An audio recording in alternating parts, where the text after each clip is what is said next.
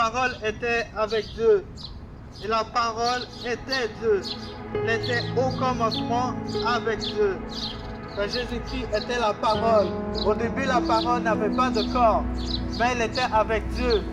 Mais ainsi, Dieu l'a formé un corps. Elle est venue habiter parmi nous, parmi les hommes. Et les hommes ne l'ont pas reconnue, mais c'était la lumière du monde.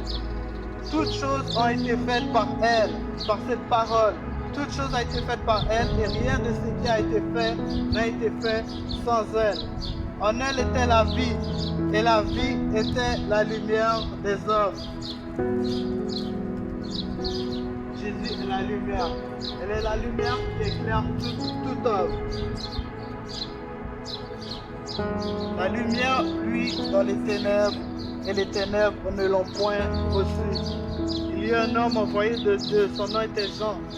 Il vint pour servir de témoin, pour rendre témoignage à la lumière, afin que tous crurent par lui. Il n'était pas à la lumière, mais il parut pour rendre témoignage à la lumière. Cette lumière était la véritable lumière, qui, en venant dans le monde, éclaire tout homme. Elle était dans le monde et le monde a été fait par elle. Et le monde ne l'a point reçue. Elle était venue chez les siens et les siens ne l'ont point reçue. Mais à tous ceux qui l'ont reçue, à ceux qui croient en son nom, elle a donné le pouvoir de devenir enfants de Dieu, lesquels sont nés non du sang, ni de la volonté de la chair, ni de la volonté de l'homme, mais de Dieu. Et la parole a été faite chair, et elle habitait parmi nous, pleine de grâce et de vérité. Et nous avons contemplé sa gloire, une gloire comme la gloire du Fils unique, venu du Père. Personne n'a jamais vu Dieu, mais le Fils unique, c'est lui qui nous l'a fait connaître. C'est Jésus-Christ qui nous a fait connaître Dieu. Parce que Jésus-Christ était Dieu, Jésus-Christ est Dieu, et il est vivant. Il est vivant, il a été crucifié à la croix, mort, enseveli et ressuscité le 3e jour pour que nous puissions avoir la vie. Jésus-Christ est le seul sauveur et si tu crois en Jésus-Christ, tu seras sauvé par la foi, par grâce, par la foi en le sang qu'il a versé sur la croix pour toi. Seulement en y croyant, tu seras sauvé, non par les œuvres qu'on puisse faire. Certains pourront dire, oui, moi je donne au pauvre, je fais du bien à gauche, à droite, je m'occupe des orphelins et tout, je m'en vais à l'église et tout. Mais ce n'est pas cela qui nous sauve.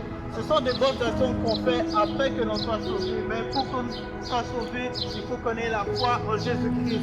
Il faut que nous l'acceptons comme notre Seigneur et Sauveur personnel.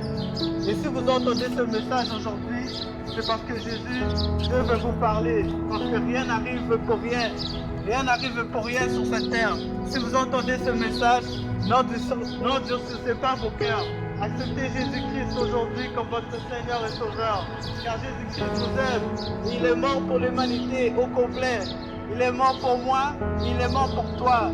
Mais le problème, c'est que les gens l'ont rejeté. Ils ont rejeté la croix. Ils ont rejeté la croix. Mais si vous acceptez Jésus comme votre Seigneur et Sauveur, je vous dis encore, vous serez sauvés. Aucun autre nom nous a été donné sous le ciel, sur cette terre pour que nous soyons sauvés. Seul en Jésus-Christ, vous pouvez être sauvés. Seul en Jésus-Christ, vous avez la vie éternelle. Même si vous mourrez aujourd'hui, vous vivrez éternellement, éternellement avec Dieu. Le péché nous sépare de Dieu. Le péché nous éloigne de Dieu. Mieux vaut se rapprocher de Dieu, car l'enfer dure éternellement. Le paradis est éternel aussi. Jésus donne la vie éternelle.